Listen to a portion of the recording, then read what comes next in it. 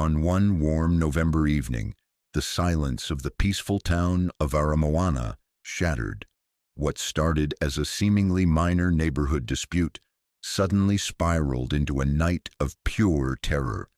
By the time it ended, the tight-knit community was left in ruins, its homes burned down, its streets soaked in blood, and its people haunted by what they witnessed. No one could have imagined that such horror would unfold in their backyard, or that the man behind it had been living among them all along. But it's known that he believed he had caught the Tapanui flu from the Holdens and was upset about this. Gary Holden's bullet-ridden body was found near his burnt-out house. His 11-year-old daughter and the daughter of his partner were staying with him at the time. The two young girls are still missing, but police now believe they may have perished in the house fire.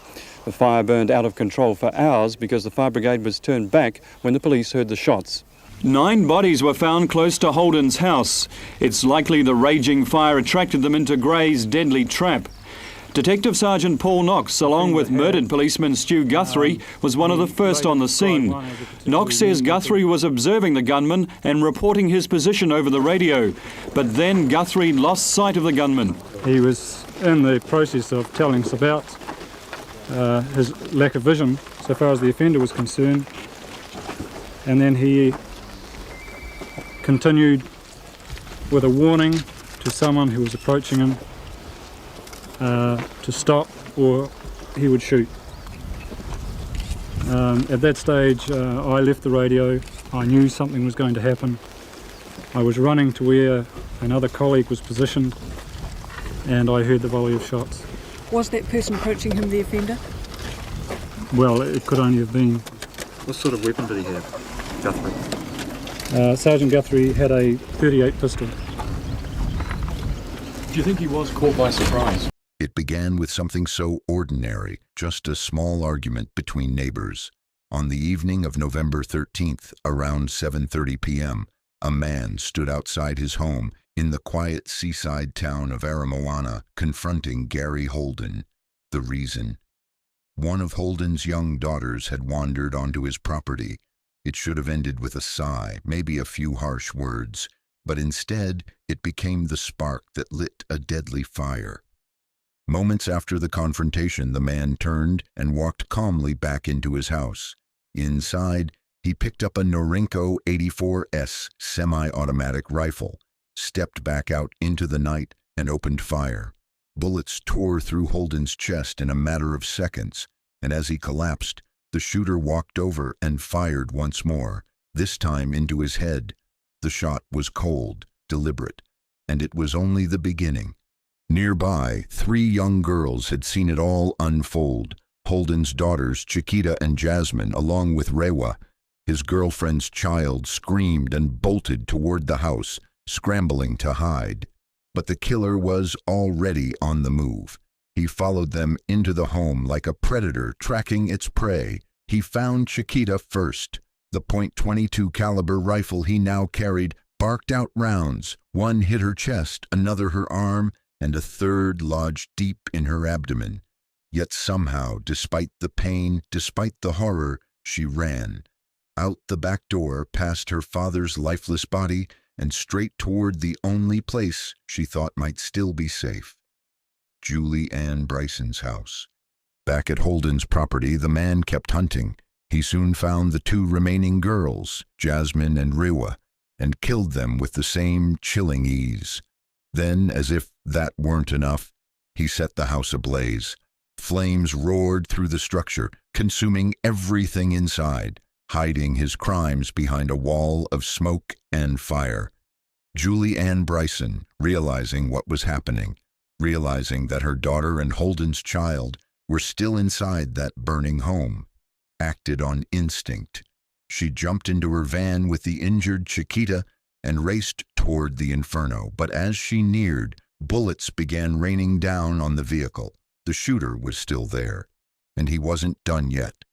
Chaos spread through Aramoana like wildfire, with the Holden house now engulfed in flames and the sound of gunshots echoing across the darkening sky. Neighbors began to panic. A group of locals in a utility vehicle pulled up, drawn by the fire, hoping to help. But what they didn't know was that a killer was already lurking in the shadows, and now he wasn't just targeting one house. He was hunting anyone who crossed his path.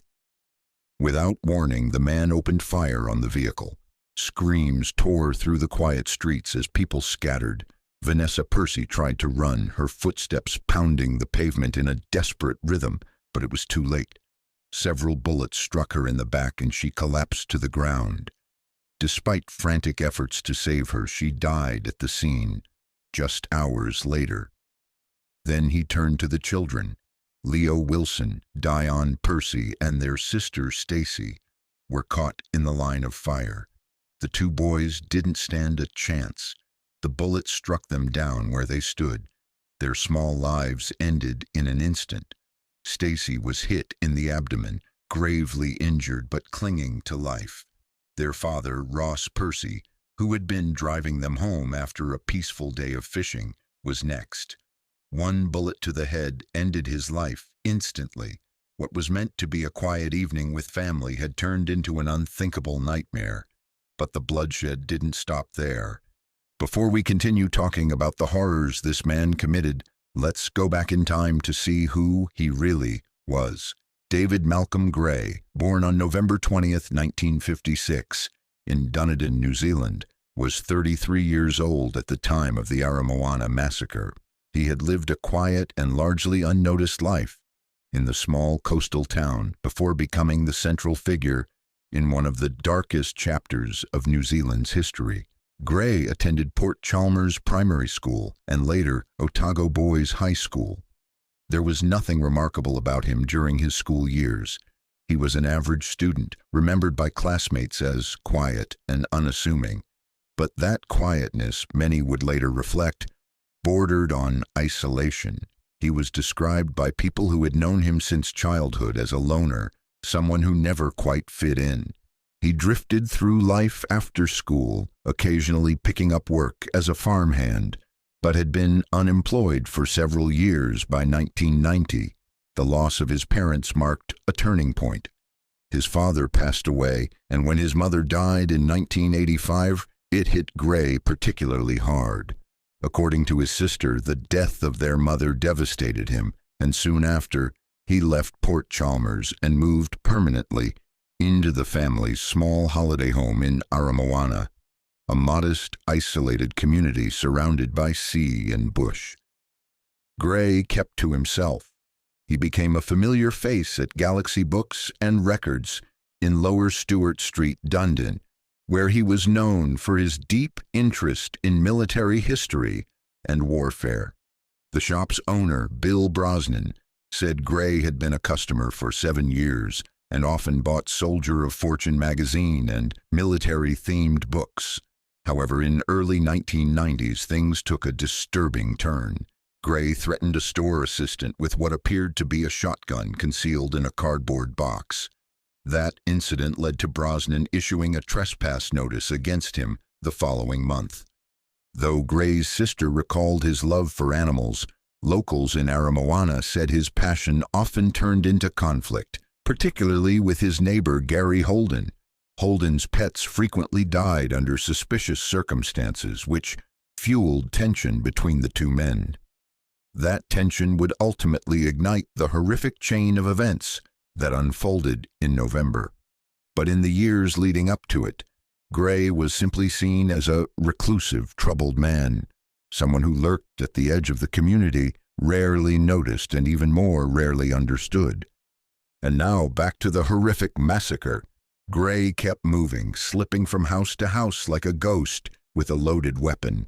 He entered the home of Tim Jameson and executed him, then turned his gun on Vic Crimp, an elderly local and former mayor of Green Island. Both were killed without a shred of mercy, and still the rampage continued. James Dixon had simply stepped outside to look for his missing dog. Gray shot him dead without hesitation. The gunfire startled James's mother, Eva Helen Dixon, and their neighbor, Chris Cole, who rushed into the street to understand what was happening. As Cole picked up the phone inside a booth to call the police, Gray opened fire again. Cole was wounded. Eva, still recovering from a hip replacement and barely able to walk, dropped to the ground and dragged herself into a ditch to avoid being shot. With sheer willpower, she crawled her way into her home and dialed 111, the emergency number, telling the dispatcher exactly what was happening. But she didn't stop there. This brave, injured woman crawled back through the darkness to the wounded Chris Cole and whispered to him, "Help is coming." It was a promise she meant with all her heart. Help did come, but too late. Chris Cole died in the hospital. That night, Aramoana, a place where children played barefoot in the sand and neighbors shared cups of tea, was turned into a war zone. And the man behind it all was still on the loose. The quiet coastal air of Aramoana was now thick with smoke, screams, and sirens. As darkness crept in and the last rays of sunlight melted behind the horizon, a storm was gathering, not in the sky, but on the ground. First responders were racing into a nightmare, unaware of the full scope of the carnage waiting for them. Among them was Sergeant Stuart Guthrie, a seasoned officer and local hero who wasn't just a cop that night, he became the front line. Armed only with a standard-issue Smith & Wesson Model 10 revolver, Guthrie arrived with a calm intensity that betrayed none of the chaos unfolding around him. In New Zealand, police don't carry firearms by default, but this wasn't a night for normal rules. Guthrie quickly scanned the wreckage and called on Constable Russell Anderson, who had arrived with the fire service just moments earlier. In a bold move, Guthrie handed Anderson a civilian's rifle, anything to even the odds against the man wreaking havoc with military-style weaponry. The night deepened as they crept through the ravaged township, the flickering light of burning homes casting long, ominous shadows across blood-stained streets. When they reached the property where the killer was believed to be hiding, Guthrie made the first tactical call. He positioned Anderson to guard the front, knowing full well the real danger lay behind. With steady breaths and nerves of steel, he moved to the rear of the house alone, stepping straight into the lion's den. Detective Paul Allen Knox and 2 additional constables arrived to begin forming a containment perimeter, a textbook move under the cordon contain appeal strategy used for armed offenders. But this situation was anything but textbook. Inside the house, the killer moved like a phantom, and Guthrie, hidden in the cover of the dunes, tracked him. He whispered real-time updates to the communications center, guiding the operation, anchoring the thin blue line between order and total anarchy. For a moment he could see gray, then he couldn't. Silence fell, and Guthrie's instincts kicked in. Something had shifted. He issued a quiet warning to the detective nearby. Be alert. Something was coming. Suddenly, Gray emerged from the front of the property. Anderson raised his weapon and shouted a challenge. In a flash, Gray ducked away, disappearing once more into the dark maze of homes and brush. But he wasn't retreating, he was hunting. Guthrie, crouched and watchful in the sand dunes beside a neighbor's small beachside cabin, froze as a shadow moved toward him. Out of the blackness, Gray appeared, his weapon ready, his silhouette barely visible against the darkness. Guthrie didn't hesitate. He stood and shouted, ordering him to surrender. He fired a warning shot into the night sky. For a moment, it worked. "Don't shoot," Gray yelled. Guthrie's heart pounded. He thought, maybe, just maybe, the nightmare was ending. But then, in a split second, everything shattered. Gray lifted his rifle and pulled the trigger again and again. One bullet found its mark, slamming into Guthrie's head. He dropped instantly. No final words. No second chance. His sacrifice would echo through the night. Minutes later, reinforcements thundered into the town. The Dunedin branch of the Armed Offenders Squad arrived in force, sealing off Aramoana with a roadblock positioned just 250 meters from the only escape route. An armored car rolled in, its engine rumbling like a war machine. But even with backup pouring in from Christchurch, Timaru, and Invercargill, one truth was clear. This man wasn't just armed. He had a scoped rifle, and he had already killed far too many. There would be no more warnings. The order was given. Shoot on sight. No hesitation, no negotiations. The hunt was on. The man responsible was still on the loose, armed, unpredictable, and hidden somewhere among the ash, dunes, and cribs. It was clear to the authorities that this was no ordinary standoff. This was war, and now New Zealand was calling in its most elite warriors. Police Commissioner John Jameson gave the word. The anti-terrorist squad, New Zealand's top-tier counter-terrorism unit, was to deploy. These were men trained for the worst-case scenario, and this, without question, was it. Back then, they were known simply as the ATS. Today, they're called the Special Tactics Group. But on that morning, they were just a handful of heavily trained operatives racing against time to stop the carnage. But even getting them to the fight wasn't simple. Scattered across Christchurch, Wellington, and Auckland, the ATS had no military transport available. So they did the unthinkable. They boarded a commercial business flight before sunrise on November 14th, each of them carrying a Heckler & Koch MP5 submachine gun. The sight of these black-clad operatives boarding a public flight raised eyebrows and created logistical nightmares. Commercial airliners weren't used to transporting men armed for urban warfare, but there was no time to wait. The mission came first. On board that plane were not just the operatives, but Police Minister John Banks, Commissioner Jameson himself, and Julie Holden, Gary Holden's daughter, who gave the men a detailed description of Aramoana, its twisting paths, hidden cribs, and the man they were hunting. When the plane touched down in Dunedin, they were met with a sea of flashing cameras. Reporters swarmed the tarmac, but there was no time for answers. A bus was waiting, already struggling to navigate the packed roads leading into Port Chalmers. From there, local residents, still shaken and bloodied, briefed the ATS face-to-face, painting a clear picture of the town's layout and the horror Gray had unleashed. Next came the aerial assault. An RNZAF UH-1H Iroquois helicopter was dispatched to support the mission. At first, it soared high above the town, because Gray had already fired at a private news chopper that morning.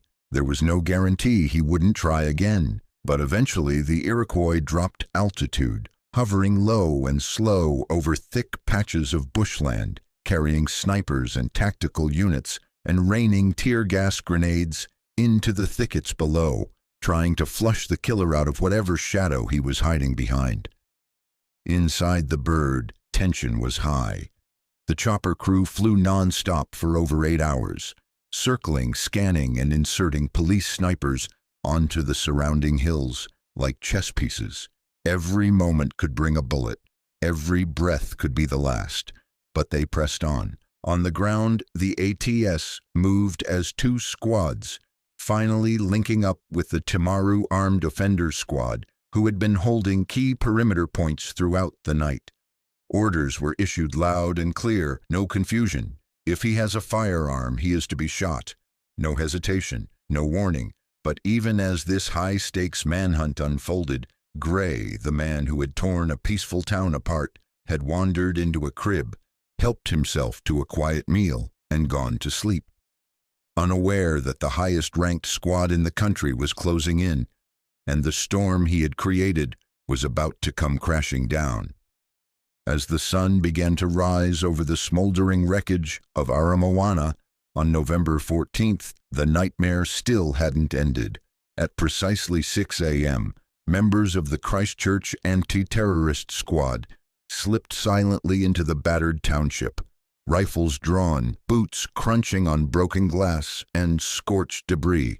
The morning was still, but it was a silence born of horror, one that blanketed the town like a fog. The street was littered with the unthinkable, the lifeless bodies of friends, neighbors, and children. Every step forward meant walking past tragedy. Their first destination was the epicenter of the bloodshed, Gray's house. With nerves taut and fingers on triggers, the ATS teams approached cautiously, covering each other as they cleared nearby homes, checking every corner, every shadow. When they reached the killer's house, the signal was given. A stun grenade was tossed inside, erupting with a deafening blast that shattered windows and rocked the quiet neighborhood, followed by thick clouds of tear gas flooding through the broken frames. Seconds later, the door was kicked in, guns up, eyes scanning, but there was nothing. The house was empty.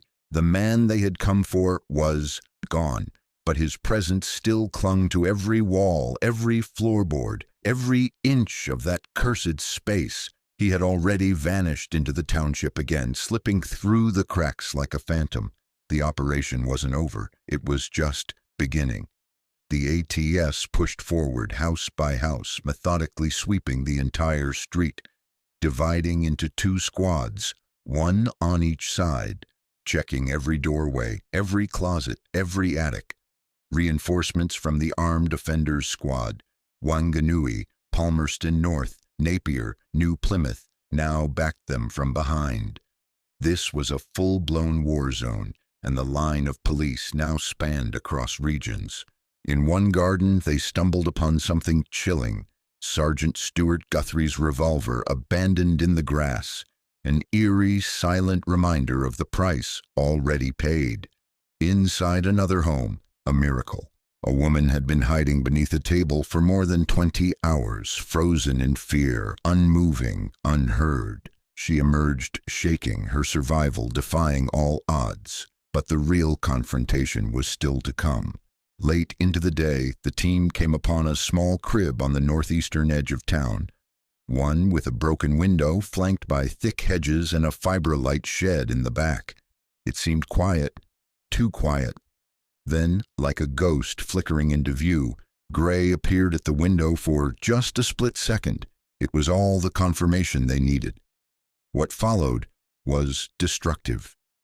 A stun grenade was thrown through the window, but Gray had rigged the space inside. A mattress placed against the glass bounced the grenade back towards the police team, sending everyone diving for cover. Gas grenades followed. Plumes of tear gas billowed into the crib, curling through the hallways. Then the gunfire began. Gray, wild and erratic, began firing, not directly at police, but out through the fiber-light shed behind the house. It was clear he was disoriented, unhinged, maybe even trying to fake his movements or create a diversion. But the ATS wasn't backing down. They returned fire in full force. For 2 straight minutes, bullets flew in both directions, splintering wood, tearing through walls, and echoing across the hills. Inside, Gray paced, gun in hand, spraying bullets aimlessly, his shadow dancing between flashes of muzzle fire. A stray round made it through a crack and struck an ATS officer in the ankle, but the team pressed on. They weren't letting him escape, not this time. Above them, the Iroquois helicopter returned, roaring overhead and circling low. As light began to fade once more and the second night of terror approached, the chopper hovered like a watchful eye, ensuring that if Gray tried to flee into the surrounding bush, he'd be met with force from above. The final showdown was near.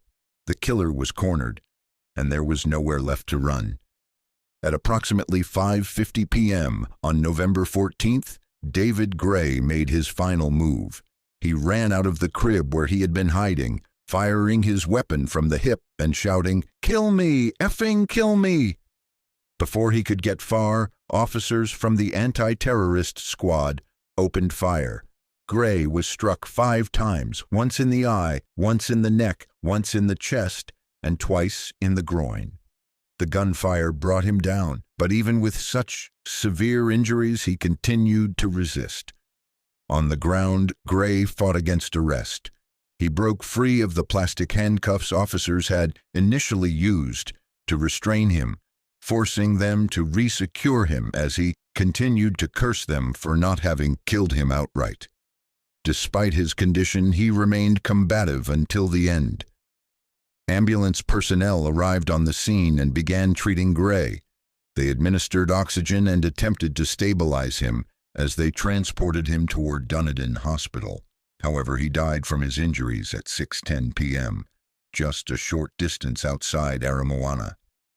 Inside the crib where Gray had taken cover, police recovered a disturbing cache of weapons. Meanwhile, police displayed for the first time the deadly arsenal David Gray had amassed, including the semi-automatic AK-47 lookalike he used to such deadly effect on Wednesday night. Gray, some of his lethal weapons, including the semi-automatic, claims the mass murderer didn't stand out amongst his customers. Throughout the course of the operation, police fired between 50 and 60 shots.